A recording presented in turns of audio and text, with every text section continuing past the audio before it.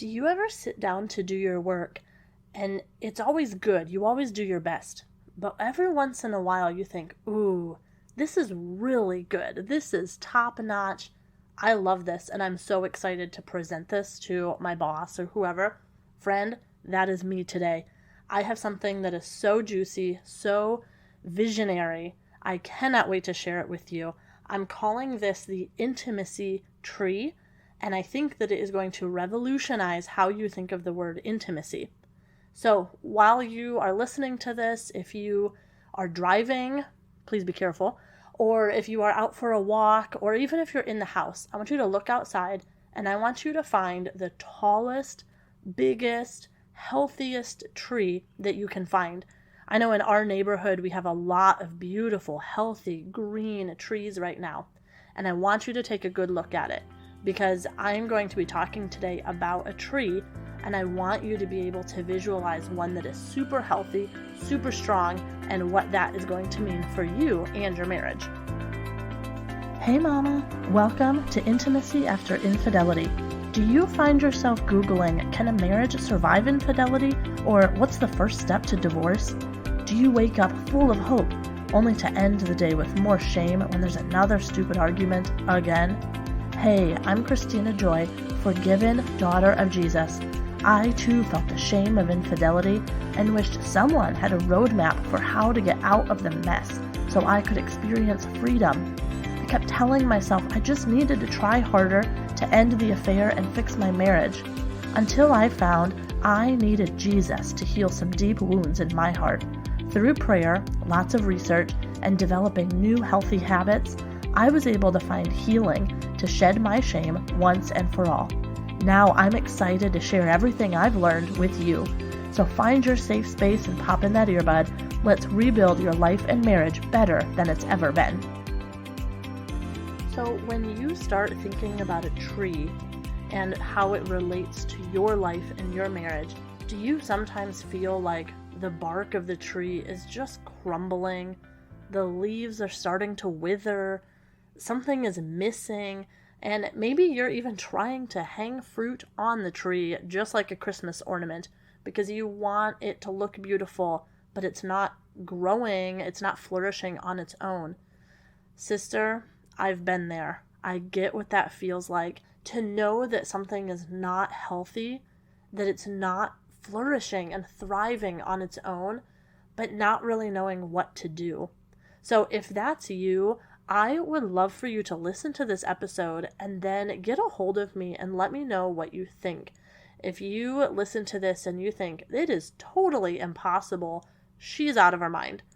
Or if you think this is exactly what I'm feeling and I need help to be able to take the next step forward. Whatever your situation is, even if it's, yes, my life and my marriage is flourishing and I would love to praise Jesus and tell you my victory story. Whatever your situation is, let me know. Let's connect. I want to hear a little bit more of your story and if this resonates with you. And I would love to even book a call and spend 15 minutes where I can listen and just pray with you and encourage you. So would you reach out after this either on Instagram at Kristina Joy Coaching or send me an email, Kristina@KristinaJoyCoaching.com, and I would love to connect and hear about the tree that's in your life. Okay, so let's dig in. I want to read a verse, first of all, from Matthew chapter 7. It says, "Every good tree bears good fruit. Every bad tree bears bad fruit. A good tree cannot produce bad fruit, nor can a bad tree produce good fruit." Okay, what in the world does this have to do with my marriage? Well, I was having a conversation with my husband recently, and I realized in our conversation that we were kind of talking on two different levels. So for example, he was talking about things like annual vacations and, getting away on a regular basis with just the two of us.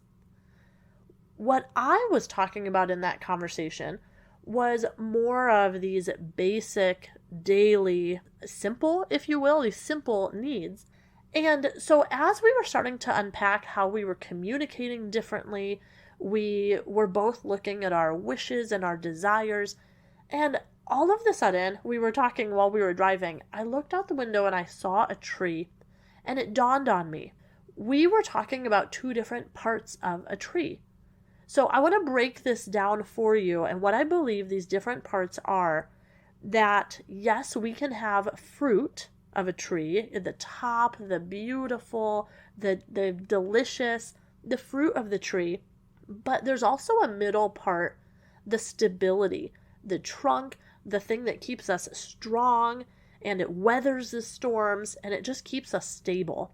But there's another part that you don't see under the ground, or sometimes you see it coming up on your sidewalks, but the roots, the part of the tree that keeps everything rooted and strong. So I started thinking about, in marriage, are there different activities or different perspectives that we need in a marriage so that we can be a good tree producing good fruit? So I'm going to start at the bottom and work my way up.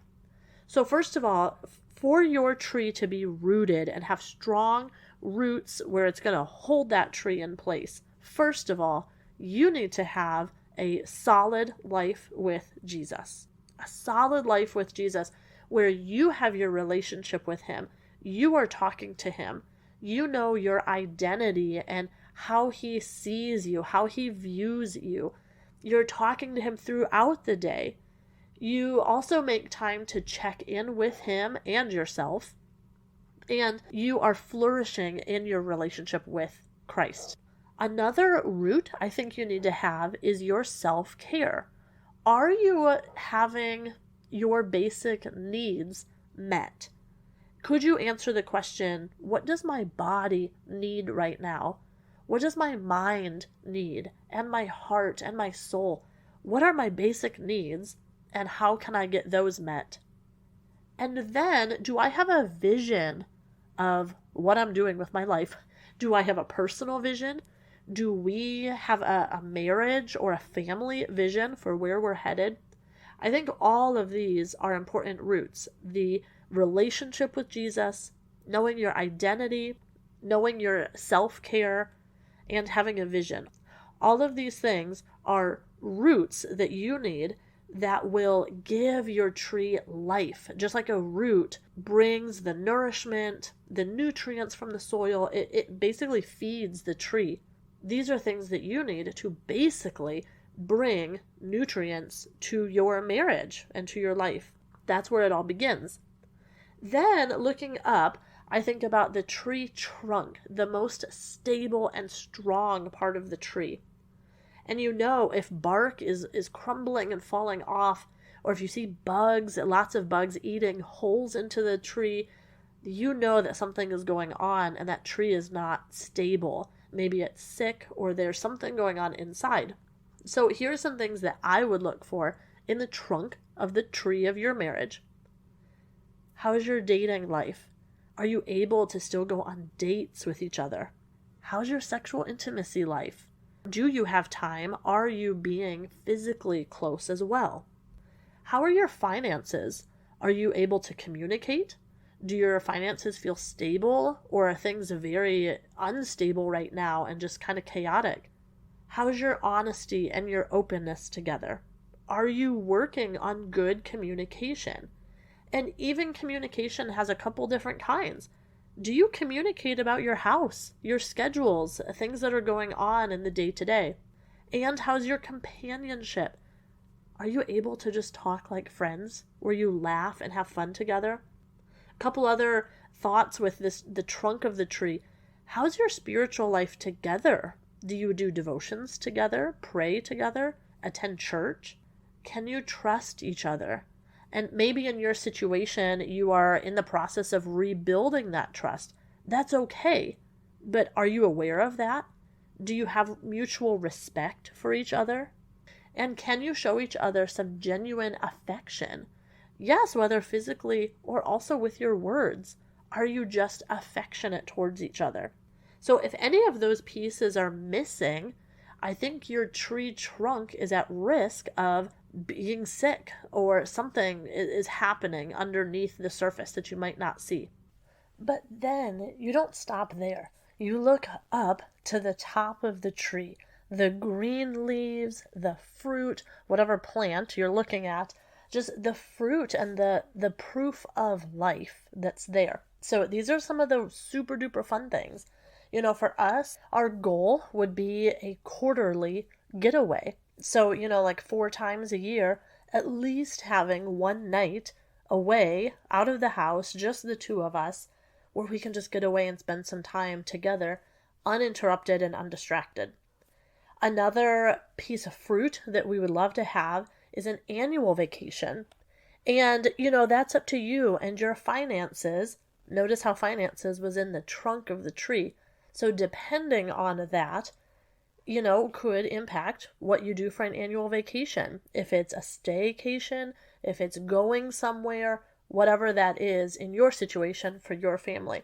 But I think that would be a fruit of a healthy marriage where you can get away for a longer period of time and enjoy each other. With that, there's going to be laughter and fun. I think of words like peace and joy.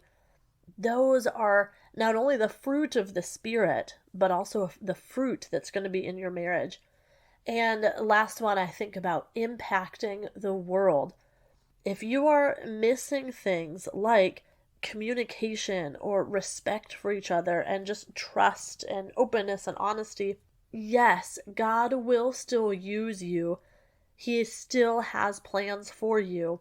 But if you want to maximize God's blessings and the impact that you can have on people around you, you have to make sure that the tree is healthy all the way down the trunk and all the way down into the roots. So when we were having this conversation, it was easy for us to look at the fruit and say, oh, but I want this. And I was reminded, plants have seasons.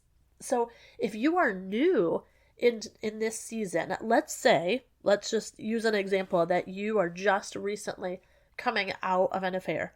You just recently confessed. Maybe you just started counseling or coaching. You are new on this journey. Well, that's like you just planted the seed. You can't expect to have fruit on your plant from a seed that you just planted. So what do you need to do? You need to keep the soil healthy and tend to it and watch it sprout.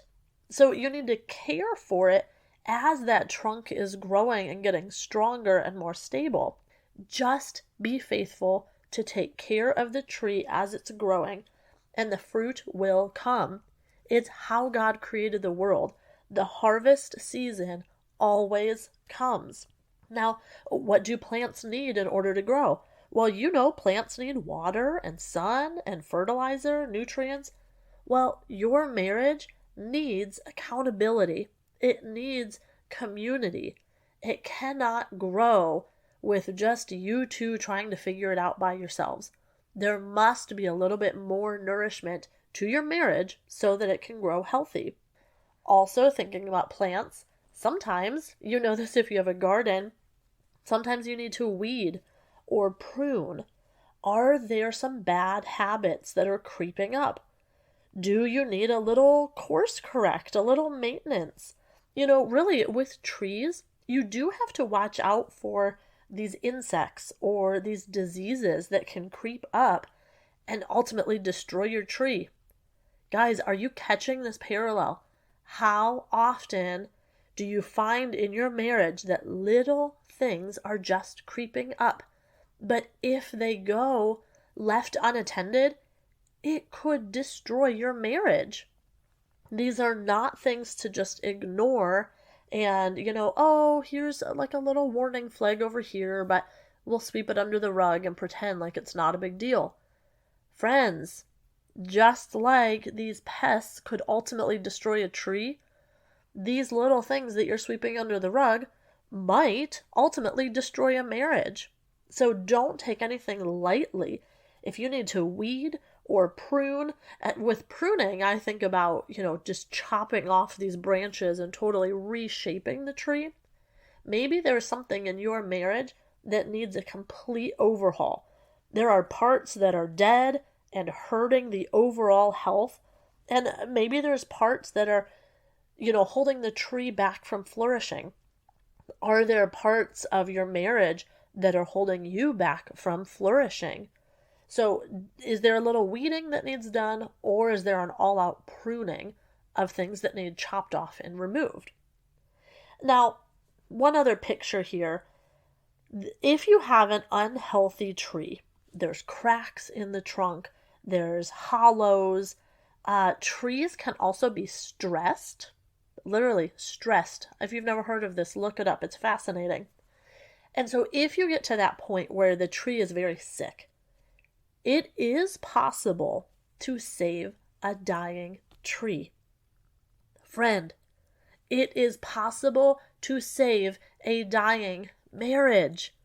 I love you, and I hope you hear me on this.